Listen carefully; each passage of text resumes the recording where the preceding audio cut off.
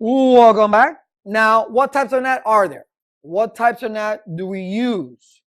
Okay, well, there's three types: static NAT, dynamic NAT, and NAT overload, or PAT. And PAT stands for port address translation. Port address translation.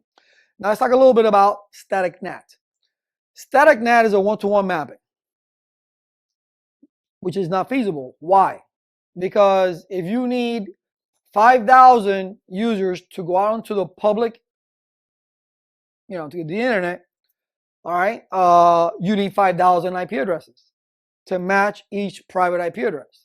Or if they're plugged in, let's say, you want a public IP address to actually map to them directly. But that's what you're doing. And you got to type it one by one by one. And I'll show you the configuration, but it's ridiculous. All right, it's tedious, like I say right there, because like imagine typing 5,000 entries manually for static NAT. And I know of hospitals, and because they have third-party printing companies, I don't understand that because of the HIPAA, that they actually have to do static NAT.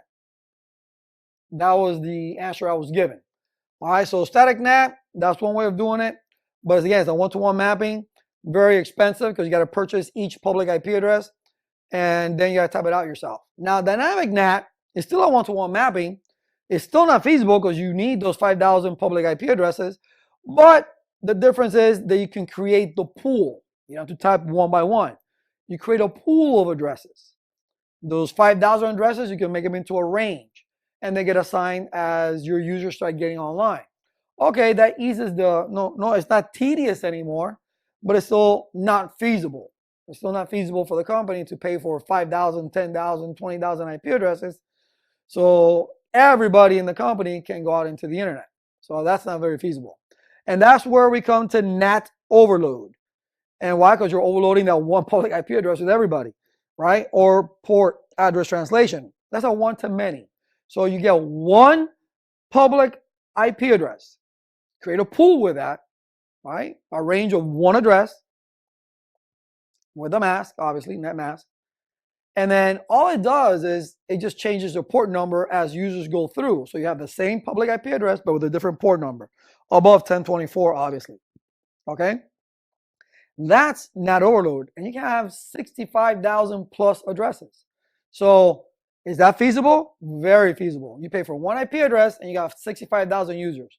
So if you have, 130,000, well, you get 2 or 3 IP addresses. Now and as you start depleting, all right, people start using the other addresses.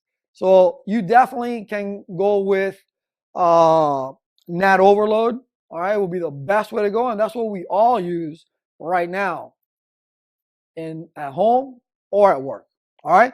So these are the 3 different types of NAT, and we'll see the configurations for each one. But the ones that we're going to do in the actual lab is going to be NAT overload. See you in the next.